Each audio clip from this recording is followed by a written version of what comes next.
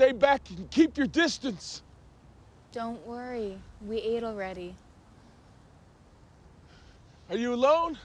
Uh-huh. It's a mess. It seemed like a pretty good vibe going on when the film was happening. His acting was great. They seemed a little, the two young... D'Onofrio, Vincent D'Onofrio. Thank you. I just know him as the Kingpin from Daredevil. He's such a great actor. Sometimes he seemed to overwhelm the two vampire girls.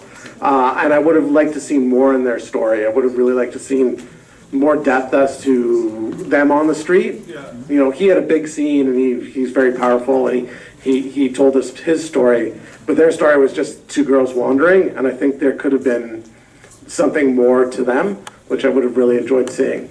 Well, I think their story was that they basically were looking for a purpose, being vampires, and they kind of like at the end they figured that, okay, if we're gonna kill people, we might as well kill, like Dexter Morgan will kill the bad guys. Yeah. And then so I won't throw up anymore, right? So I think they had like their little journey in a sense. I really liked the two girls, the characters. I found them really interesting and really fun to follow. But at times I found Vincent D'Onofrio's character, some of the monologues, I found them really enjoyable near the beginning, and they were really humorous and like had a lot of wit and a lot of things to say. But I found that at times the tone was kind of like in the contrast between like the poverty of New York compared to everything that's wrong with the world and all the poverty and everything that's going on there. It felt kind of preachy to say like, oh, things are so bad everywhere around the world, and not really comment very much on like New York or the States or poverty there.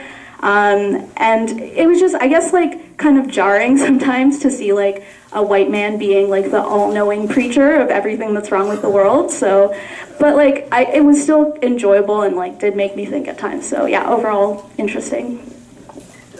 Was he a vampire too?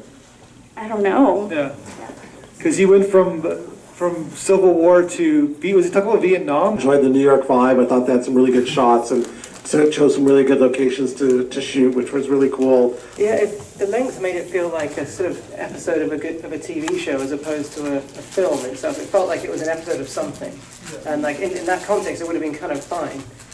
I loved the two girls. I thought they were really great. Maybe a bit like you, but smaller. You're fine. You don't have to worry. I hope I got it right. They were sick because they were feeding on good people, and then they switched to feeding on the bad guys.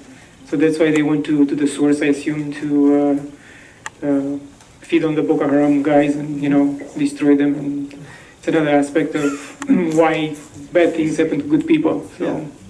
Yeah, I guess in a world where it's like crazy and like I guess the grounded a little bit where everything's so nuts, and like in this world you can kind of look at the lens of like how what's the point of like doing anything when everything's so nutty, and you have to find that grounding, and I guess that's what he's trying to say in this.